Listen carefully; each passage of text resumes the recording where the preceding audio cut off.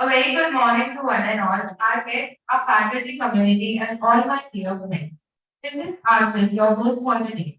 My warm welcome to all of you for Entrepreneurship and Innovation Talk series, organized by Taylor of the St. Francis Institute of Management and Leadership. I request everyone of you to stand up for this SFIMAR.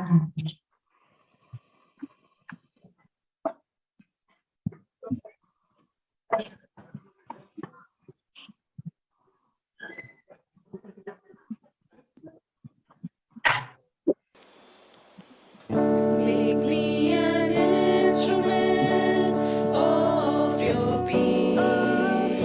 Where there is hatred, let me bring love. Where there is injury, your pardon, Lord. And where there's doubt, true faith in you. Make me an instrument of your peace. Where there's discouragement, let me bring hope. Where there is darkness, let me bring your light. And where there's sadness, let me bring joy. Make me an instrument of your peace. It is in pardoning that we are pardoned. It is in giving that we do receive. And it's in dying that we're born to life.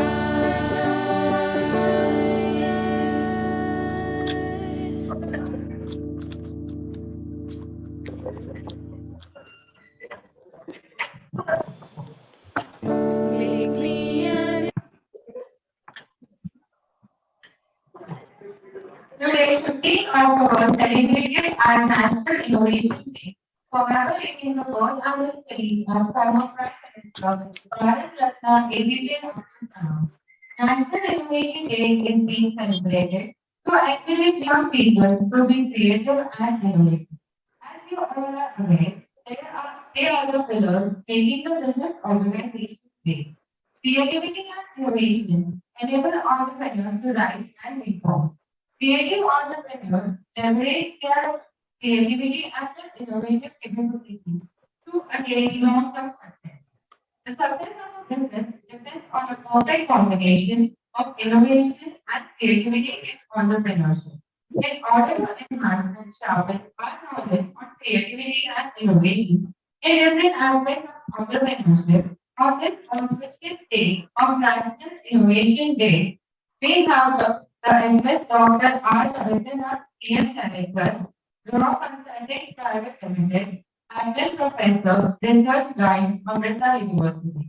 I would request Vaishali to introduce my curriculum as guest for today.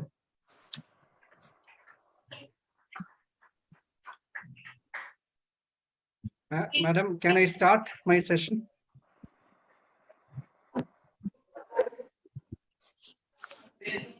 Sir, you would like to introduce your profile?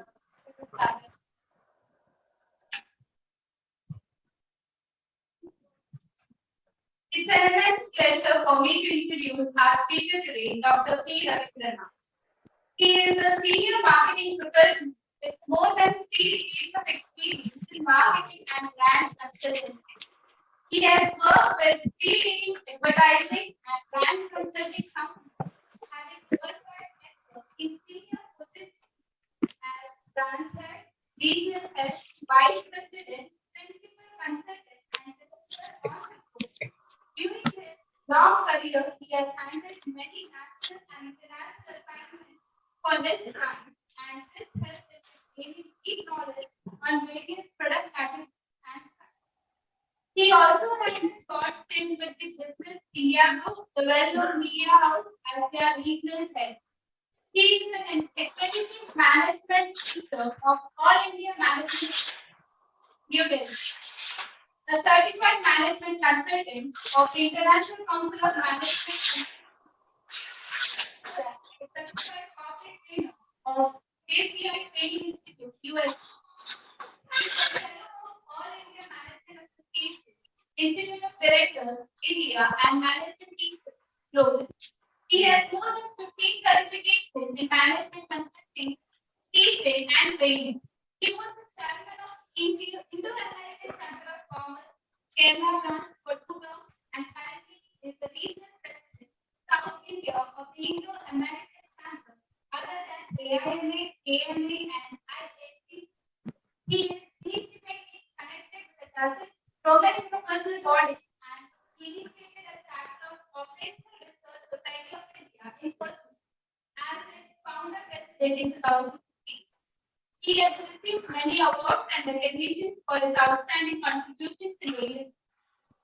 He was founded with prestigious fellowship in membership management by All India Management Association, New Delhi in 2012 for his outstanding contributions in the area of management. He also received the Distinguished Management Teacher Award from Global Management Teachers Bangalore in 2009. With great honor and pleasure, I welcome now Dr. Ravi Pranav, PMC, to take over the session to instill in the mind of participants a great awareness concerning value-based entrepreneurship and innovation. Thank you.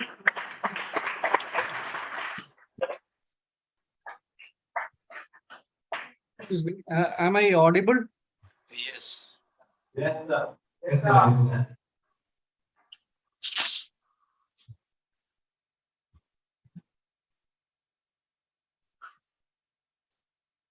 Can you give me access to share screen?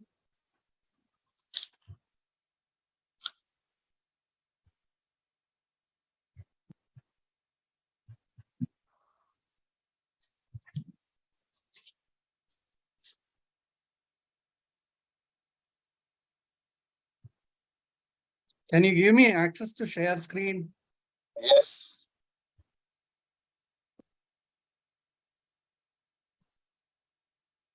So we can hear you very well Yeah. and you can share your screen now.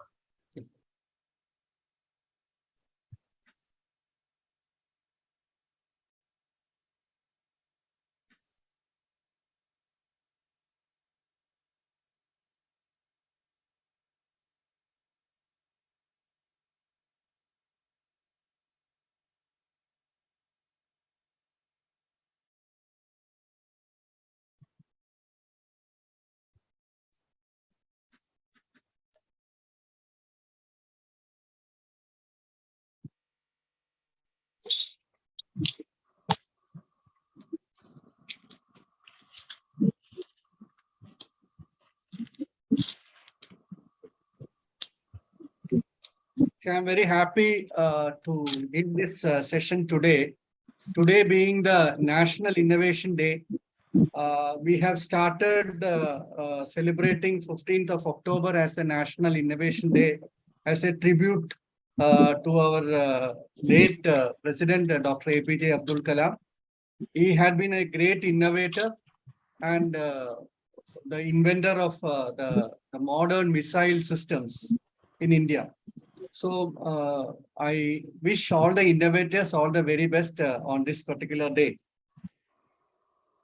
So actually we had a lot of innovations from India.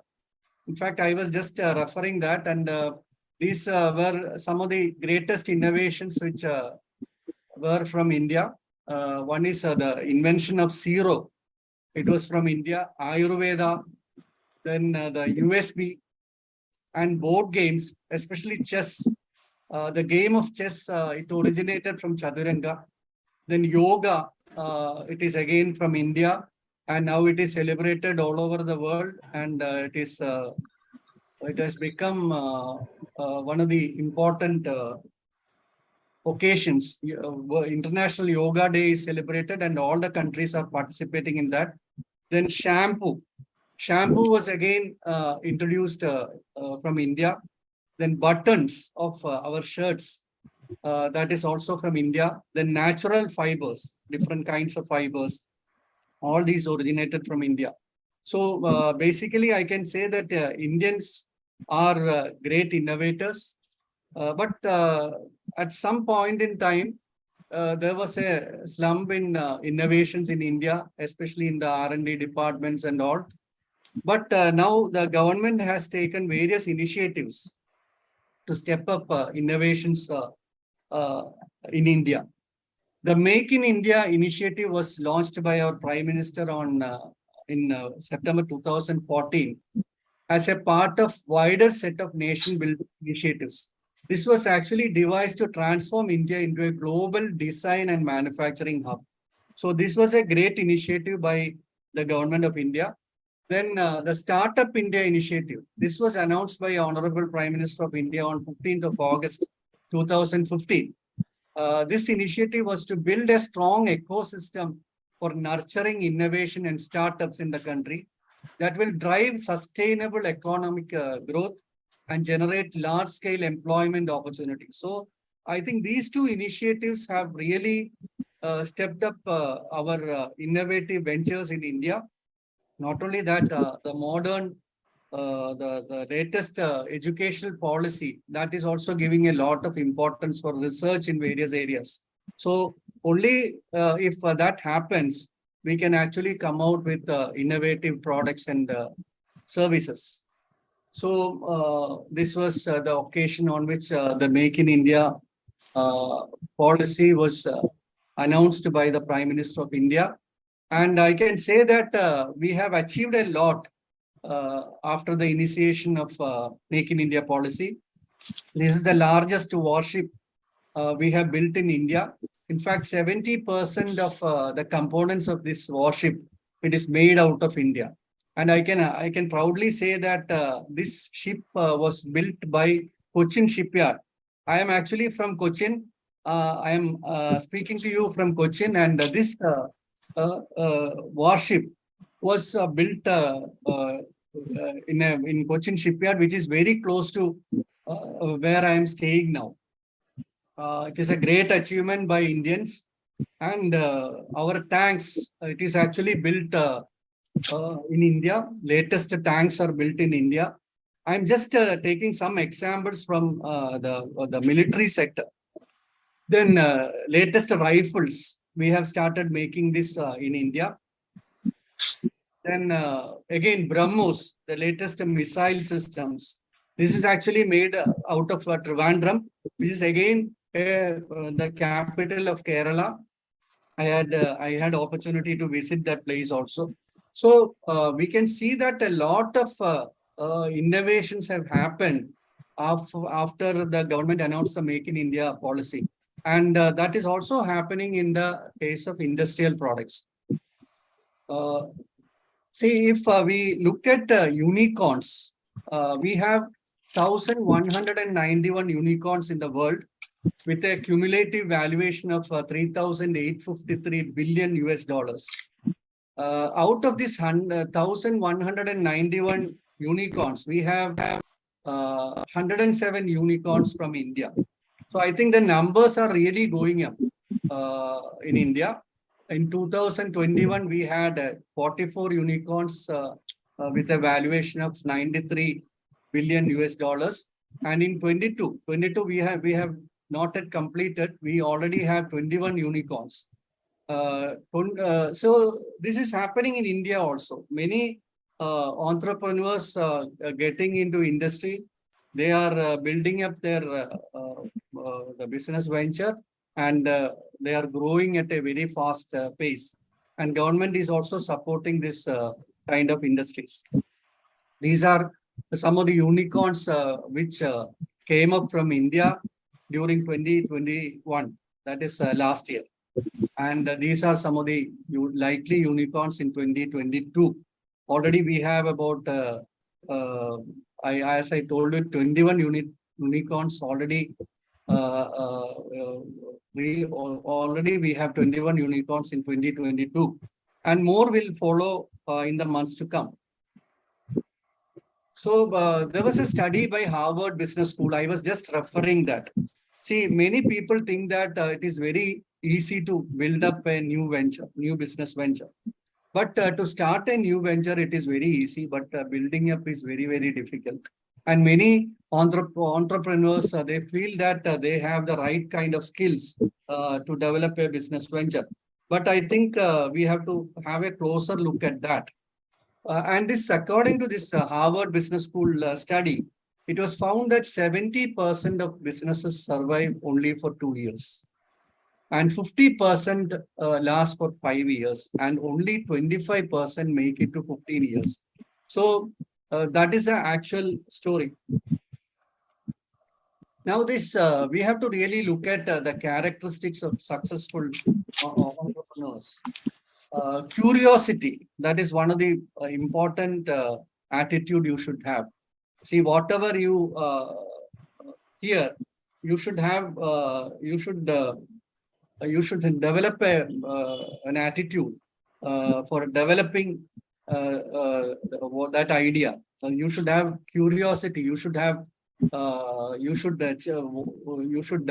come out with your doubts and curiosity. If you have curiosity, you can actually find out a lot more about ideas, and maybe it can lead to some innovative ideas. So you should have an attitude to question anything. That is what is called a curiosity. You should want to know more about something, and you should be asking questions instead of listening to somebody. If you have genuine doubts, you should come up with those doubts, and you should get them clarified, so that will take you to another plane, which will help you in your venture, business venture.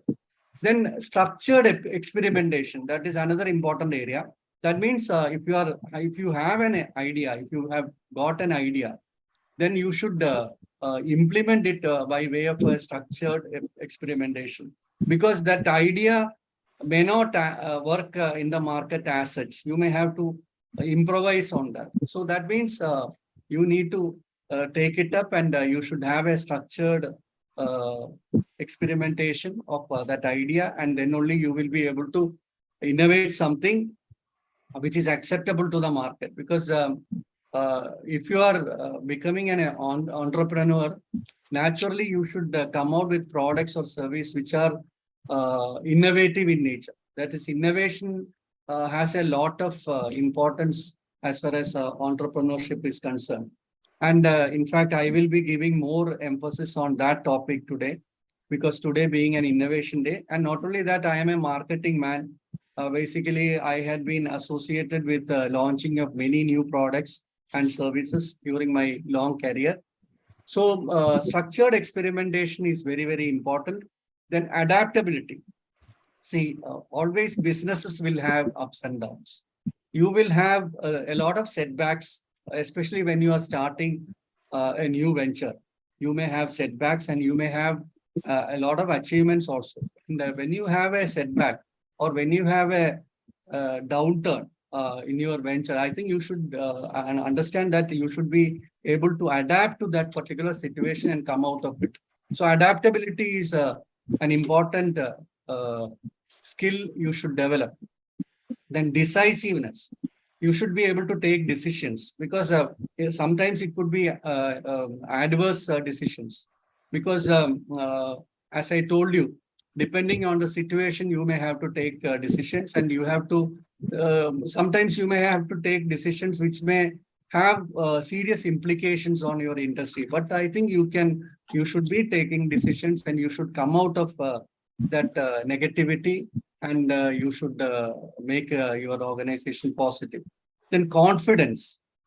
Confidence is another important attitude you should develop, because you may be addressing your employees, maybe stakeholders, other stakeholders in the business, and or investors, some investors in your company, or consumers, customers.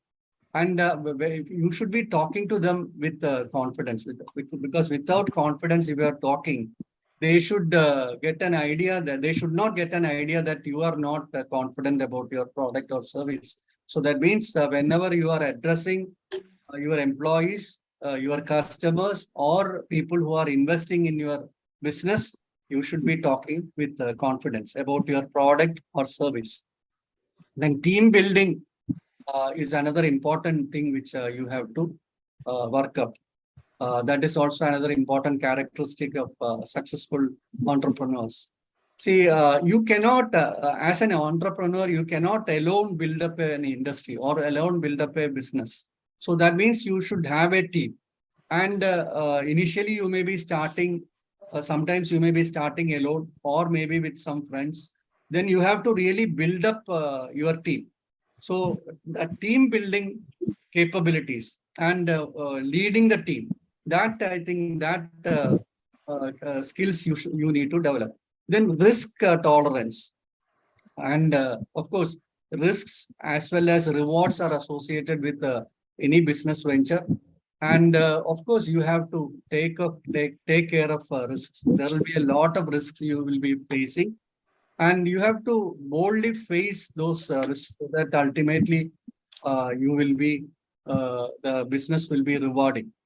And comfort with failure, because successes and as well as failures are part of business.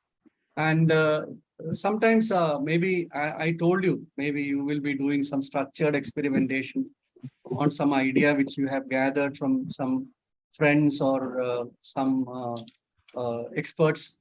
You may end up with a failure. When you experiment those ideas, you may end up with failure. And of course, you should not stop there.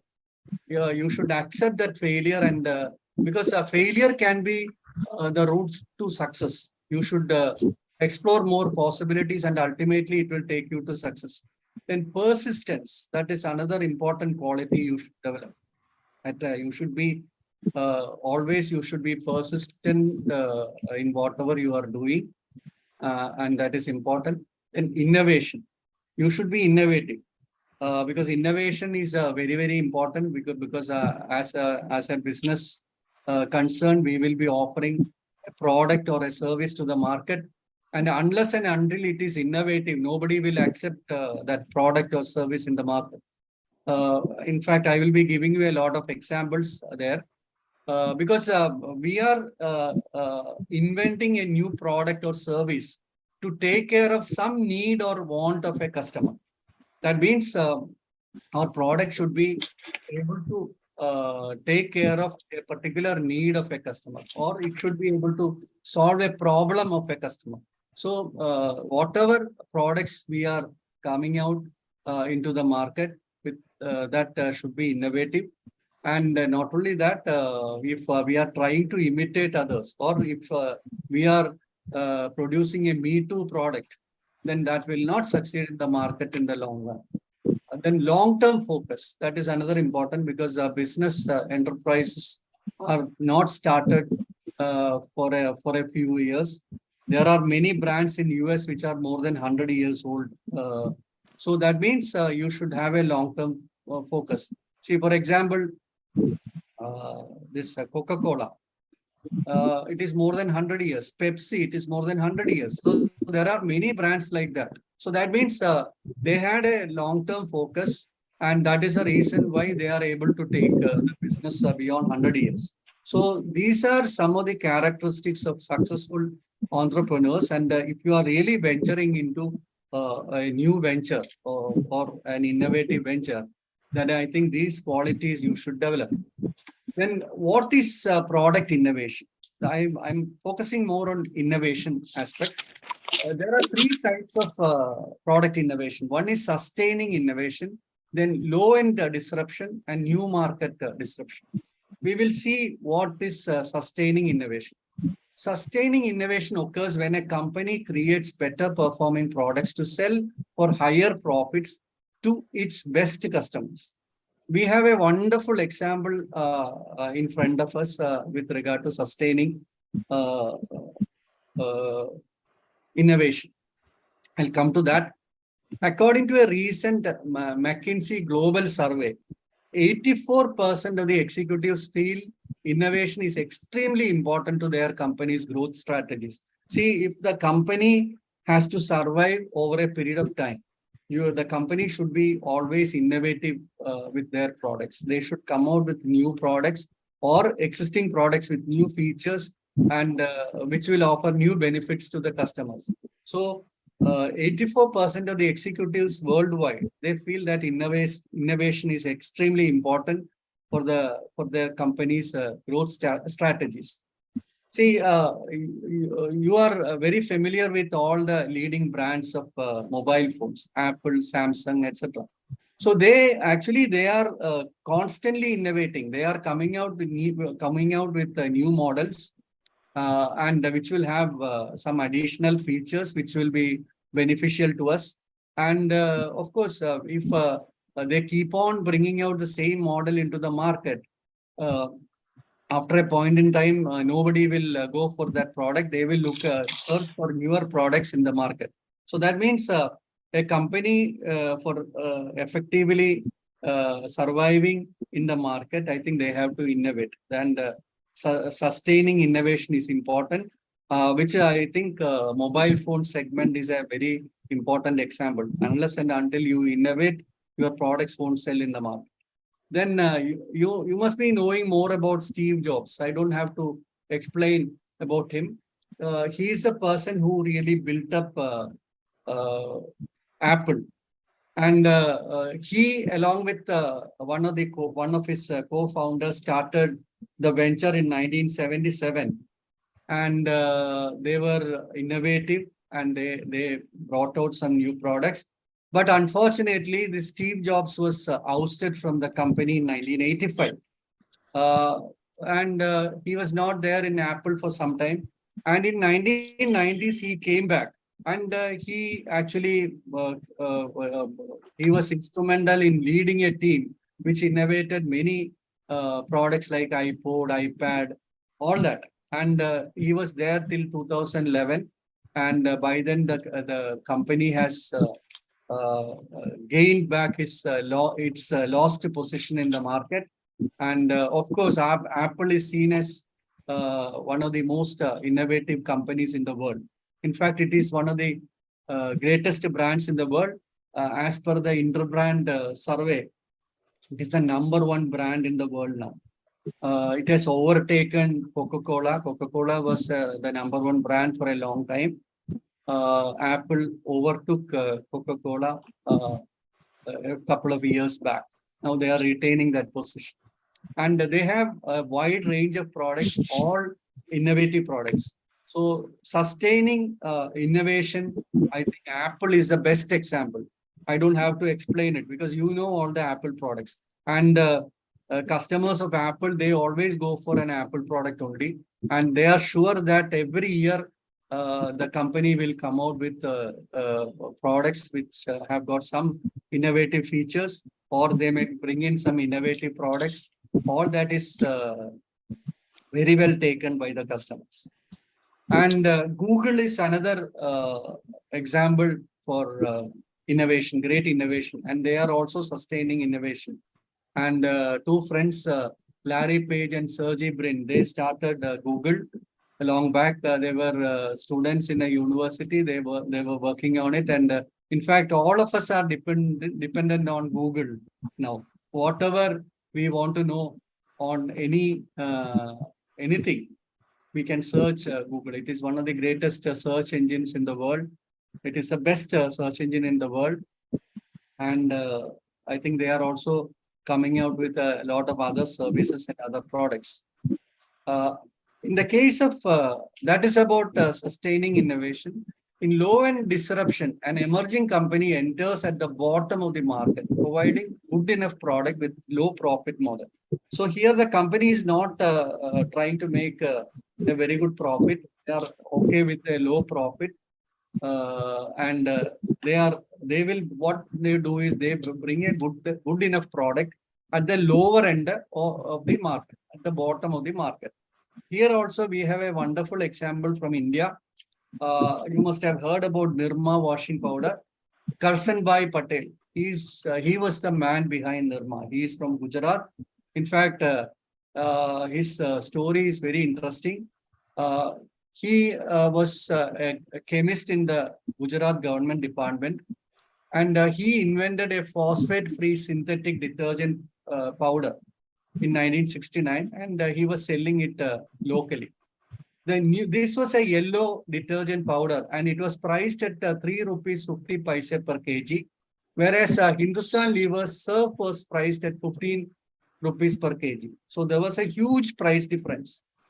And in the early 1970s, Nirma was actually introduced into the market at the low income group. That was the target audience.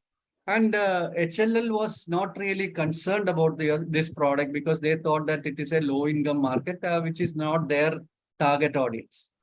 And starting as a one product, one man outfit in 1969, Nirma became a 17 billion company in 3 decades. That was the kind of growth Nirma had. They started with the washing powder, then they got into bar soap, and then toilet soaps, and also premium soaps. But Nirma was a success till 2000. After that, they couldn't repeat the success. I'll just explain the reasons. The brand name Nirma became almost synonymous with low-priced detergents and toilet soaps.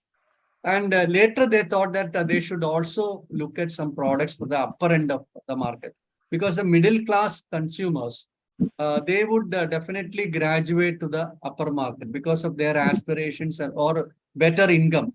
Middle class people will get onto the upper class. So they should also be given some products. So the company launched toilet soaps with for the premium segment. But they couldn't actually succeed in that particular segment because there was huge players in those markets, especially soaps like Lux and all. But one thing I can say that in 2000, Nirma had a market share of 15% in toilet soap segment and more than 30% share in the detergent market.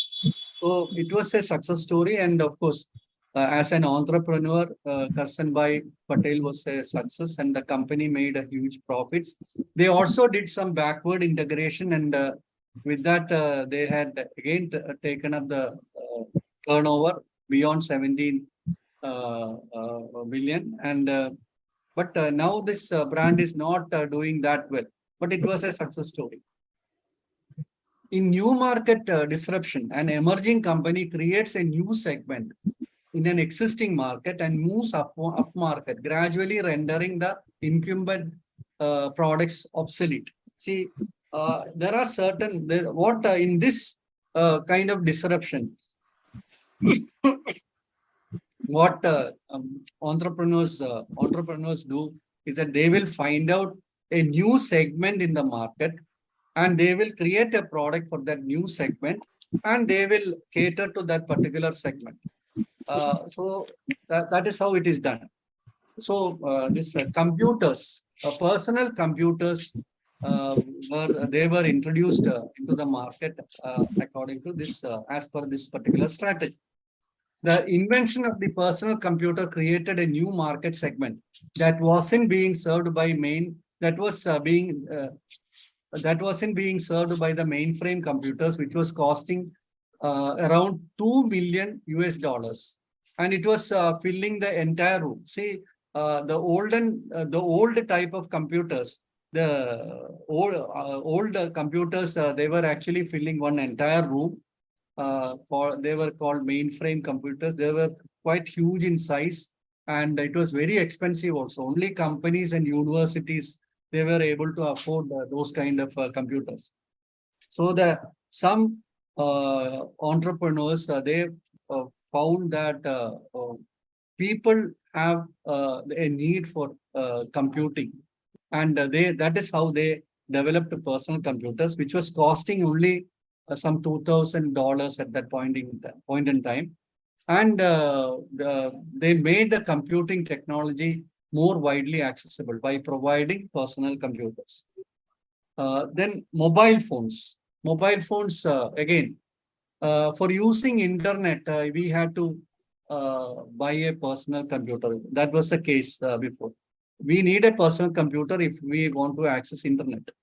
And But in the current situation, we can actually do it from the palm of our hand only by spending a fraction of the cost of a personal computer.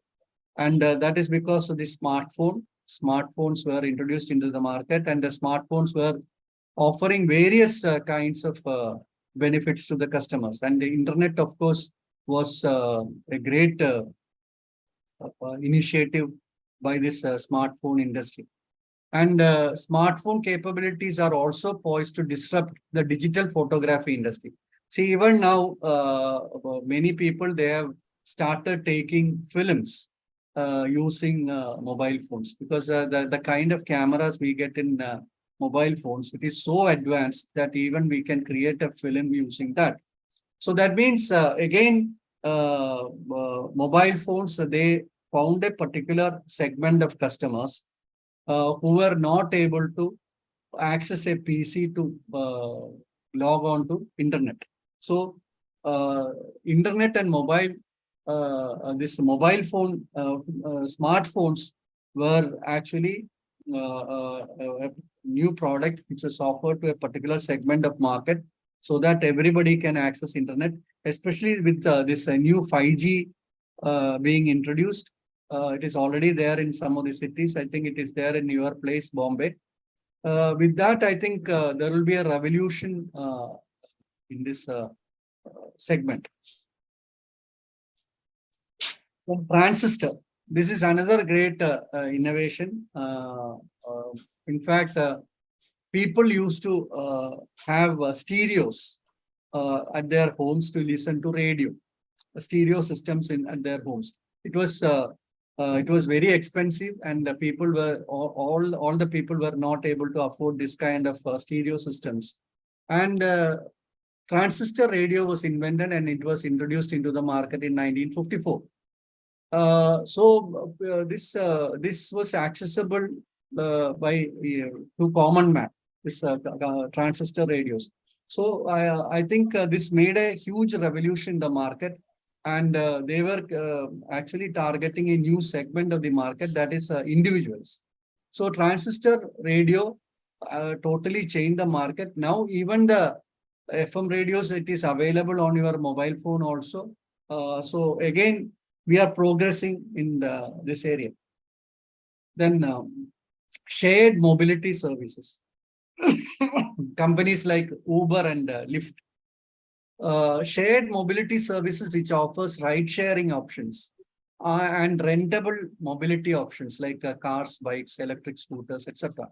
have created a market segment in the auto industry for a previously unreached audience. So this is again a new segment identified by some of the entrepreneurs. While owning a car has advantages, because by having a car of our own, we have more flexibility, and we have personalization also, because it belongs to us. For many, it is either not financially possible or doesn't make sense for city living. So for many people, it is not financially viable to own a vehicle, own a car. And for city living also, owning a car has not much advantage because of the traffic and other problems.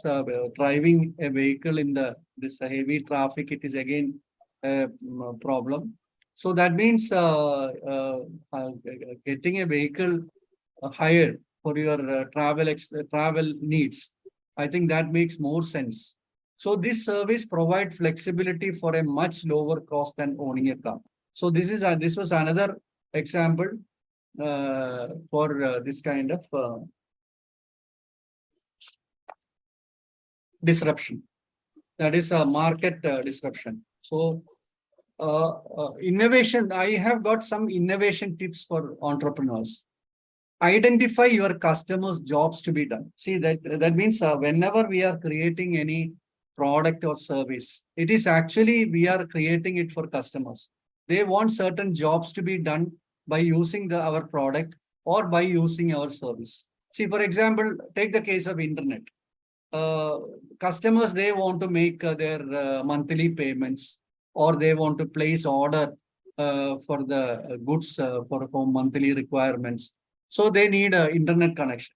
So that means that is a job to be done by your customers. So what facility you can offer to those kind of customers?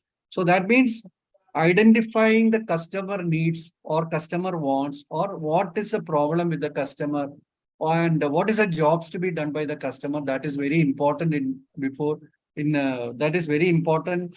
And knowing that, you can design a product or service as per their requirement. Then create an environment that fosters innovation. See, as I told you, innovation is very important in entrepreneurship, because unless and until you are able to offer an innovative product, it is very difficult for you to succeed in the market. Because if you are coming out with a Me Too product, it won't have markets.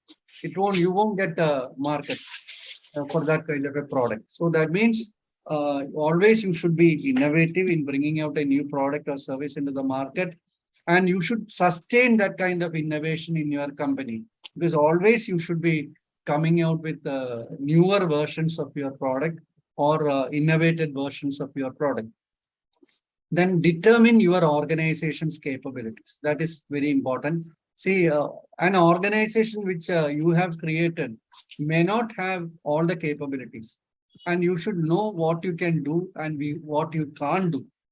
And if you are very clear on that, and what resources you can allocate and what resources you are not able to allocate, if you are clear on that, I think you can drive your organization to success in a better way. Maybe in some areas you may have to outsource services. In fact, I am with a consulting company now. We are offering a lot of services for startup companies, because they don't have to keep a strong finance department to take care of their routine functions. We are providing that service for a reasonable fee. So it is only by understanding your organization's capabilities, you will be able to outsource some kind of services. Then keep disruptive innovation separate. So that means your company can also come out with low-end disruptions or new market interventions, like I described in the previous slides. So that should be separate, and your new product innovation should be separate. I think you should carry out both. You should be coming out with new products into the market. At the same time, the products you already have, you should sustain that kind of innovation. Maybe every year or maybe every 2 years, you should be able to come out with products which have got innovative features. Then you should consistently think one step ahead. I think if you are happy with what is happening in the market now, and then in the near future, your product will be obsolete in nature. In fact, you should think one step ahead of what is happening in the market. In fact, a wonderful example for this is the Kodak. The Kodak was into this photographic materials, and it was a brand leader. And unfortunately, they were very slow in digitalizing their cameras, no? Because by that time, Japanese companies, they came out into the market with digital cameras, which the digital cameras, they don't need a film. They don't need some kind of film processing and printing. And digitalization has also picked up, because now we have internet. You have access to store digital photographs. You can also post digital photographs to your friends and family members. So that means because of digitalization, and because Kodak was very slow in digitalization, they were wiped out of the market. In fact, it was a leading player in the market in that particular segment, in the photography segment. So if you are not able to think one step ahead, this can happen to any entrepreneur.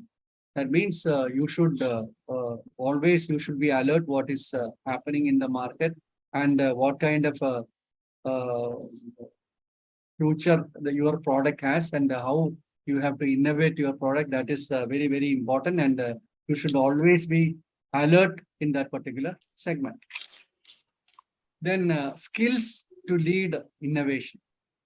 You should have financial skills for startup founder.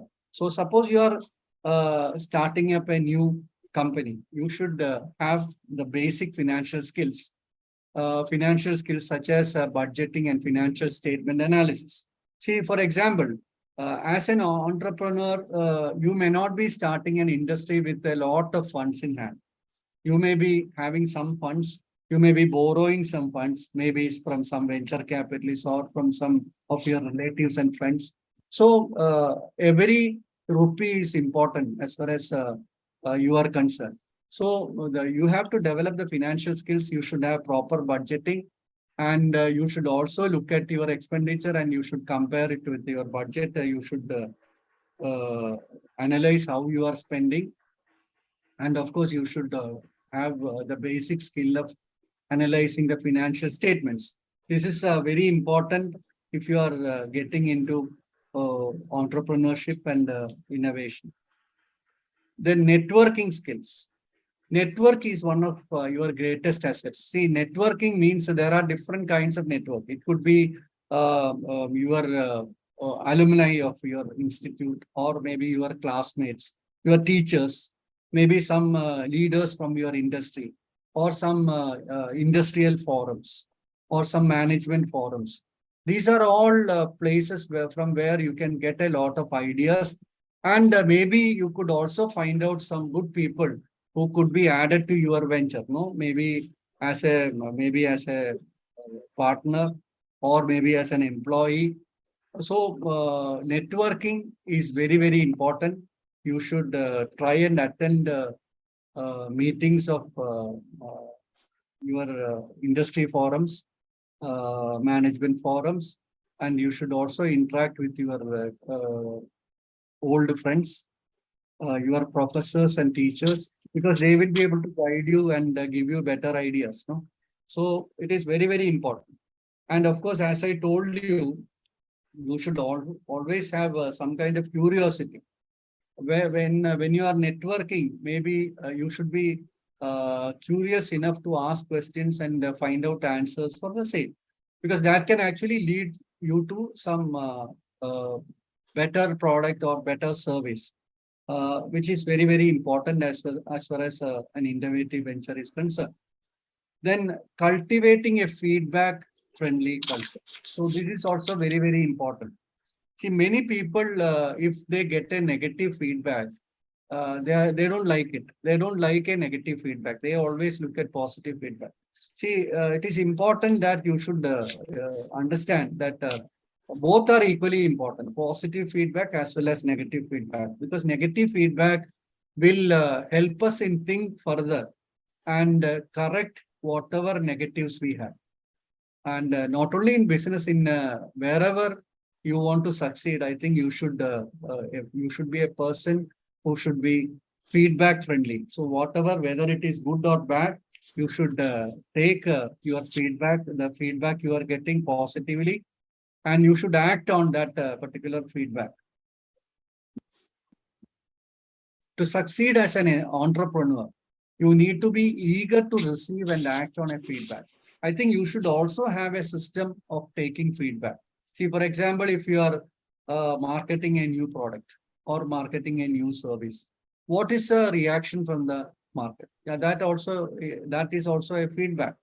Because what is your customers' feedback? Whether are they happy with your product, or do they have any kind of suggestions to improve the product, or is there any kind of negativity in the product? Because I've seen many products which was launched into the market were withdrawn from the market because of the negative feedback they have got.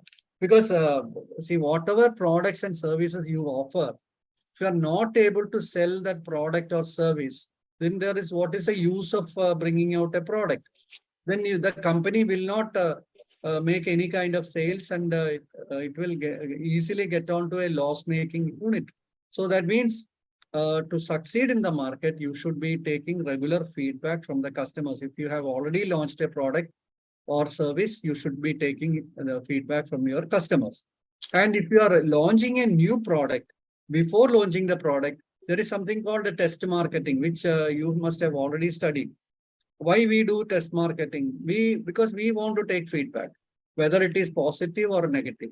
So in a limited area, our product or service is introduced, and from there feedback is taken, and whatever problems are there with the product, that is corrected, and then after that a large scale product launch is done.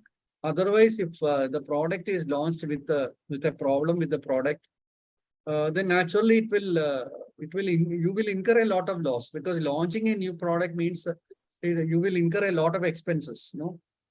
Marketing expenses. Then you should have a sales team to sell the product. Not only that, you have to advertise.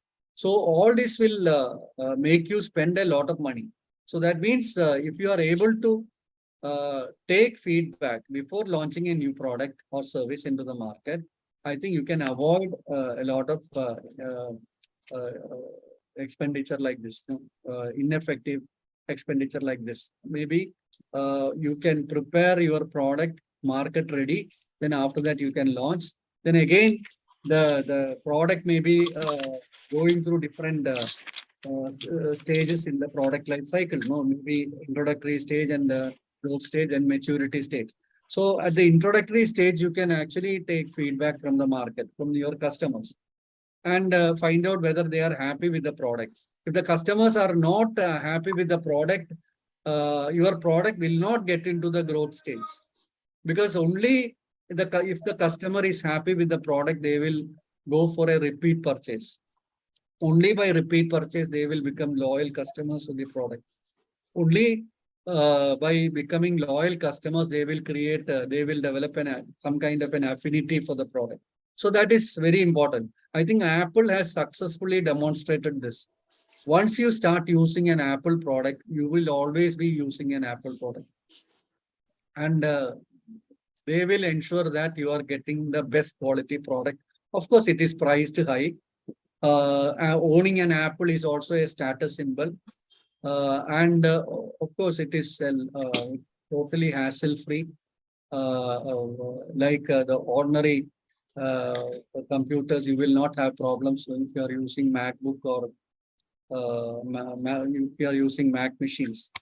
So those are the advantages. So to succeed at entrepreneur, you have to have constant feedback from the market. That's very, very important.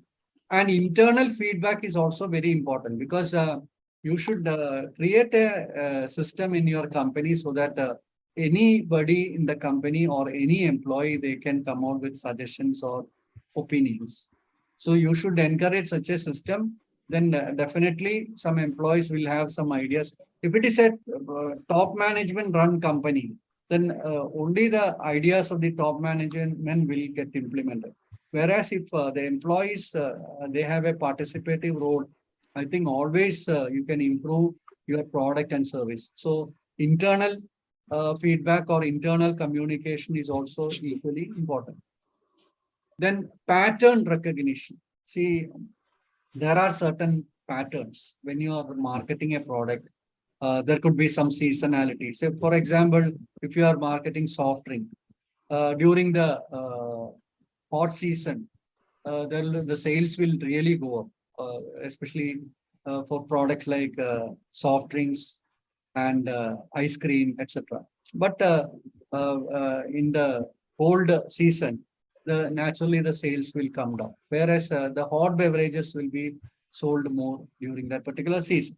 So you should be able to find out these kind of trends, market trends. Similarly, there will be new market trends. No, see, the customers they always want the best from the companies. Always the customer is changing, their needs are changing, their wants are changing. And there is also called another state called demand. There are certain customers in the market who they demand certain products or certain products from the company. See, if somebody is able to afford a premium product, they may demand such a product, and any company which is bringing out such a premium product, then definitely there will be buyers. See, for example, Rolex watch or Mercedes Benz or the branded jewelry. So for those kind of products, luxury products, there are buyers in the market, so they demand such kind of products. Similarly, premium hotels, there are people who can afford to spend money there. So that kind of market trends you should understand, and you should always try to modify your product according to their needs. And even the basic need of a customer may change over a period of time. See, for example, in our market, we had a product called Pages. Before the mobile phones were introduced into the market, we had Pages. Pages, using Pages, we can actually send text messages to our friends, colleagues, and family members. No, if the other person is having a pager, we can send a text message.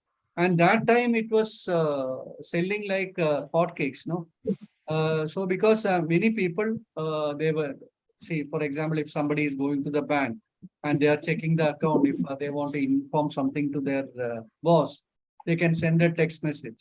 But once the mobile phones were introduced into the market, that the market of that particular product has completely gone, because mobile phone has got much more advanced features. Plus, we can also text message users using a mobile phone. So like that, market trends may be changing. Similarly, lifestyle products or maybe fashion products. Constantly, the market will be changing. There will be new trends, and if you are making branded clothes or branded shirts or ornaments, jewelry, or some branded shoes, chappals, etc. I think you should be closely watching the industry, the market trends. Then the customers are changing, and customers need something more. So then you can accordingly, you can modify your product or service. So pattern recognition is important. Maybe you have to recognize patterns from the data and the market trends and also user behavior. See, another thing you should understand is the consumer behavior, how the consumer is behaving and how the consumer behavior is changing. Because, for example, I will share one new trend that is coming up. Because now social media is catching up, and most of these youngsters, they are tuned to social media. And the newspaper as a category, it is coming down. Because whenever I take classes for MBA in various B schools, I usually ask my students, how many of you read newspapers? There may not be many people, maybe 3 or 4 will raise their hands. And those 3 or 4, they may be reading Economic Times or Financial Express or maybe Business Line, because their institute is offering free copies to all the students. So they may be reading that newspaper. And many of my students, they ask me a question, sir, why we should read newspaper? We can get the news from other sources. Then there is no need for reading the newspaper. That means even though the senior generation, they are reading newspapers and magazines, the new generation, they are not reading newspapers and magazines. Similarly, the viewership of TV, that is also coming down, because I had been in that industry for many years, because there are so many channels now. We don't know which channel people are watching, because there are viewership studies and all, but even then, because of this remote system, anybody can shift from one channel to another. So one person may be watching a particular channel at the start of a program. Maybe after 5 minutes, that person may be watching a different channel.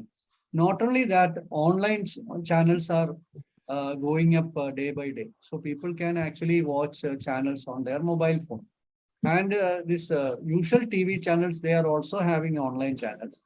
And if you have internet connectivity, and especially with this 5G and G is coming, 5G has very good speed.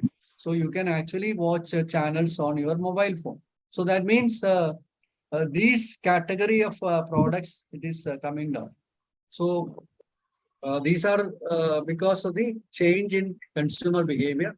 And as an entrepreneur, you should always be alert on data, especially your financial statements. You should be able to analyze those data, market trends, and also your consumer behavior. Then are you a strategic thinker? Strategic thinking is very, very important as far as an entrepreneur is concerned, as an innovator is concerned. Strategic thinking encompasses any skills that enable you to use critical thinking to solve problems and plan for the future. So I don't have to explain to you why strategic thinking is important. It is the most important skill you should develop. You should be able to understand your strengths and weaknesses and also look at the opportunities and threats.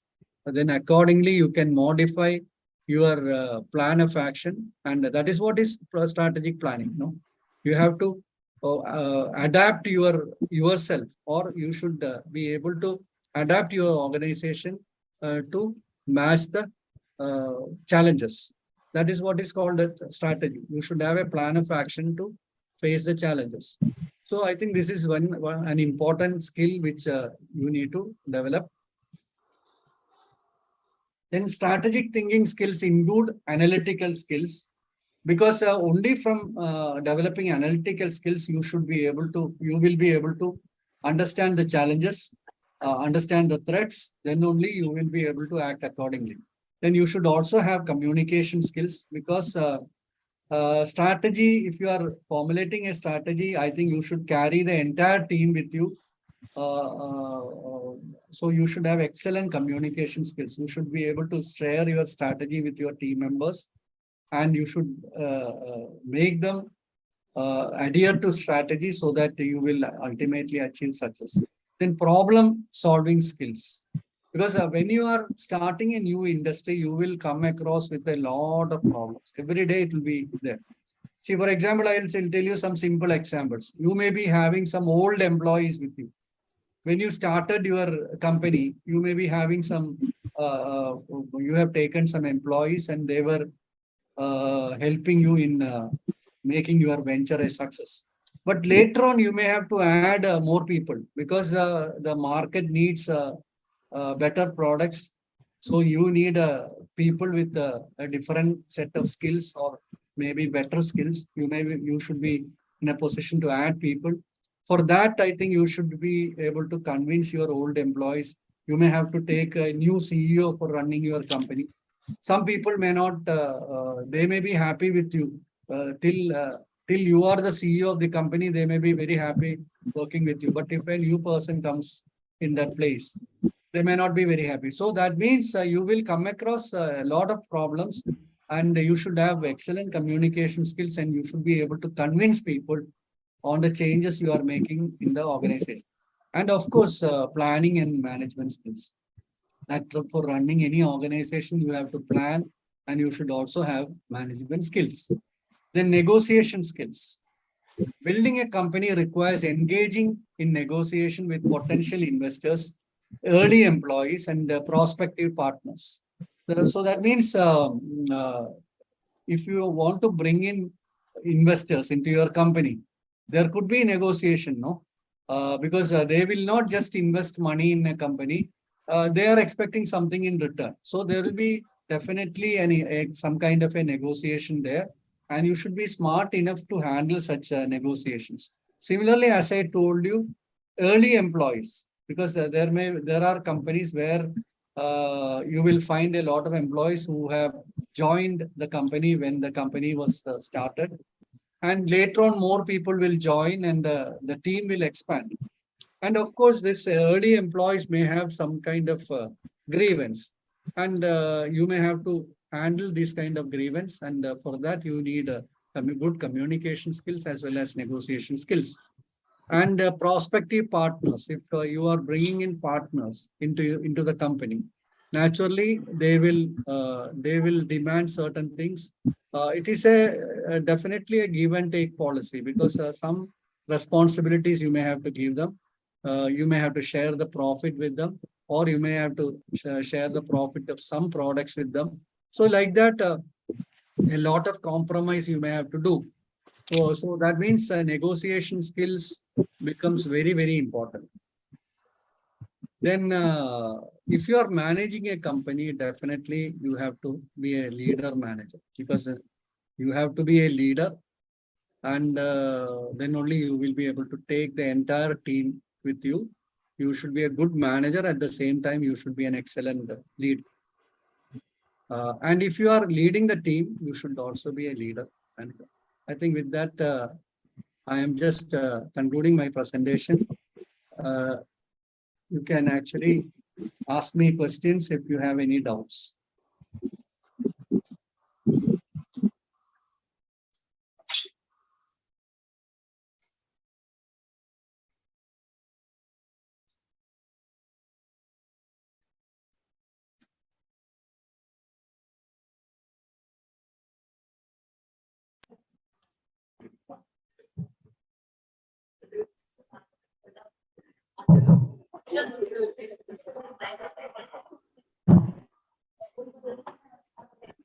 So if you have any doubts, you can ask me. Or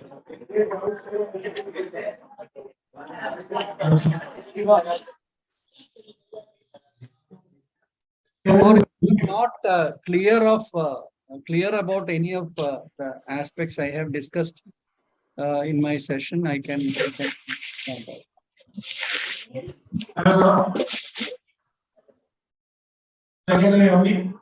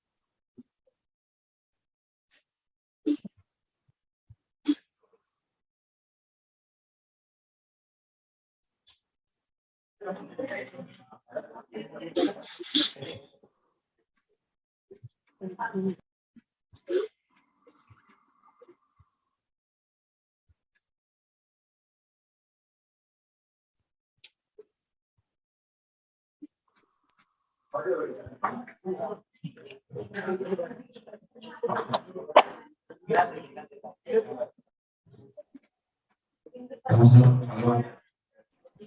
Hello. Hello, sir. Can you hear me?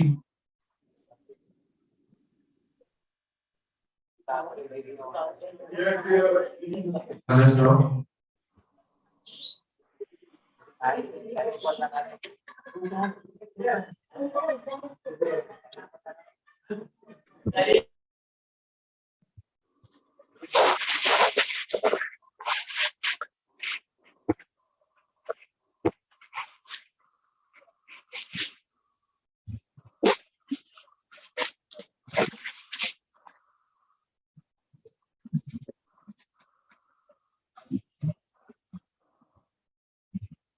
Hello.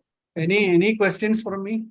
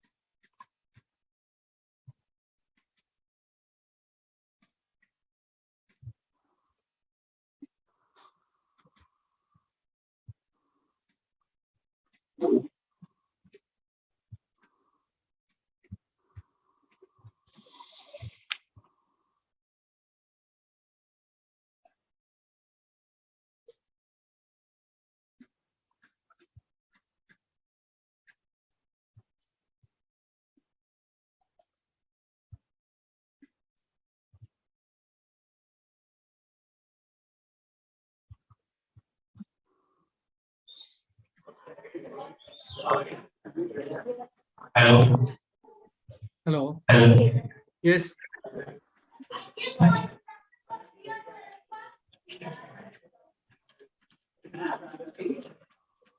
Hello, sir. Can you hear me?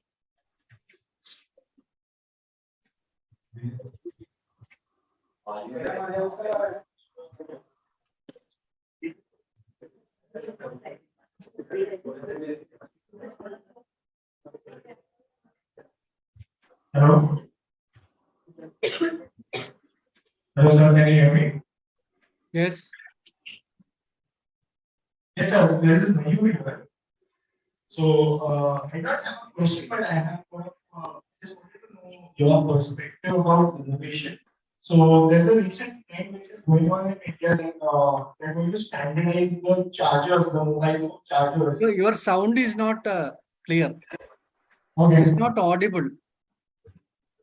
Can you just put the question in the chat box so that then you can ask me the question?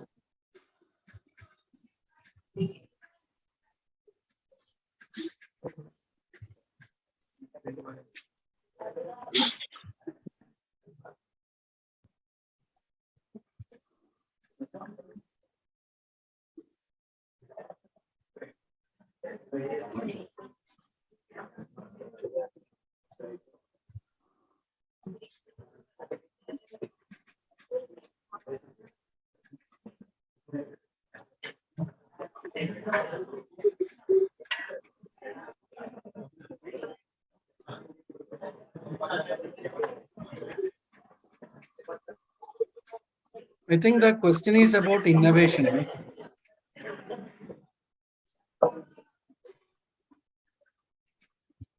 Can you put it in the chat box or can you repeat the question?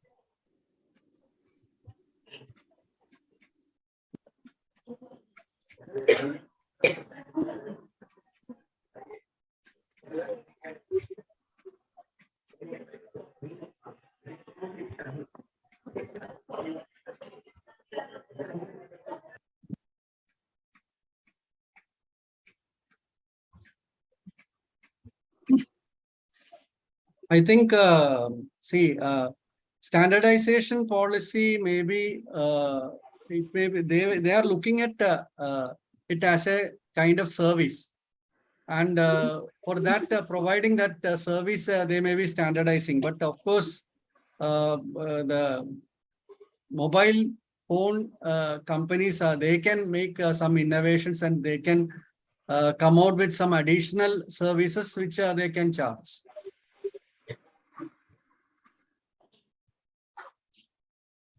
Because in usage of internet and usage of mobile phones will definitely improve the communication and it will help innovation.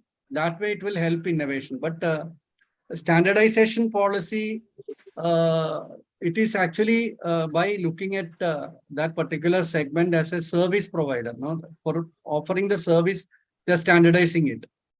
But otherwise, as a product, as a service, it will definitely improve the innovation. Or maybe mobile phone companies, they may have to innovate and they have to come out with something new.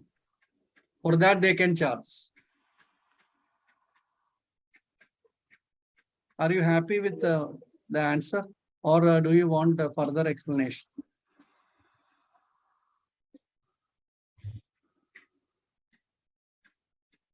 See, some kind of standardization may be required everywhere because otherwise, if the companies are allowed to make their own tariff for various kinds of service, I think it will ultimately it will create problems for the customers. So I think by standardizing the rates, they are trying to become more customer friendly because government they want everybody to use this facility. In fact, at the launch function of 5G, Prime Minister was mentioning that we are going ahead. We are getting into the league of developed countries by way of using this 5G facility because it will increase the speed of internet like anything. So you can, it will give a lot of possibility in the future.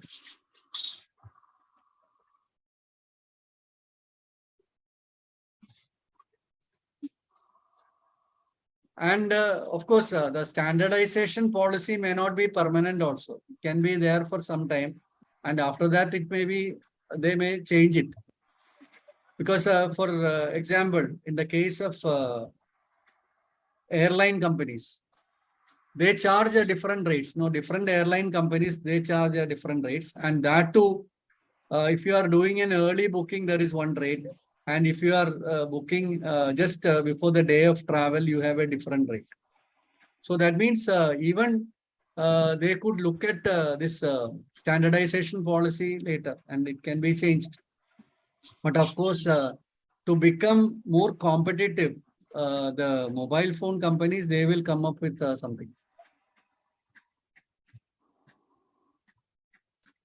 Anything else? Any other questions?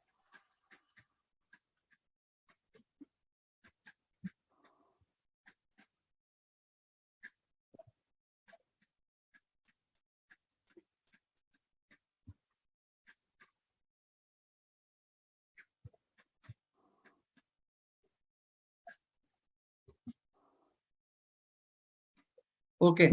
If you have no doubts, we will conclude the session. And I am very happy that I'm given an opportunity to interact with you. And I have shared my knowledge on the subject. I hope it was useful to all of you. And I am always happy to associate with you anytime in the future. So maybe, especially my area is business consulting and marketing. Those are my favorite areas. So if you want me to come back again as a speaker on any of the subjects under these topics, I am always happy to do that. Thank you very much.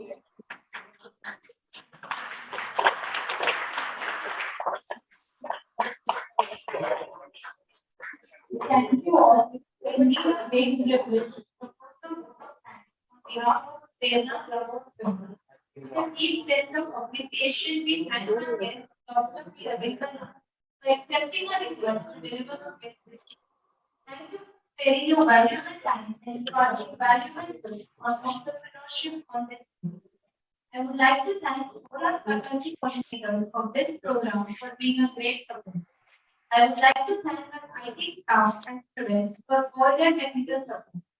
Finally, I thank all my fellow staff and participants for being a kind audience and making the event a great time. Now, I request everyone to stand for a जनगण मन अधिनायक जय हे भारत भाग्य विधाता पंजाब सिंध गुजरात मराठा द्राविड़ उत्कल बंगा विंध्य हिमाचल यमुना गंगा उच्चल जलधि तरंगा तव शुभ नामे जागे तव शुभ आशीष मागे गाहे तव जय गाथा जन गण मंगलदायक जय हे भारत भाग्य विधाता जय हे जय हे जय हे जय जय जय जय हे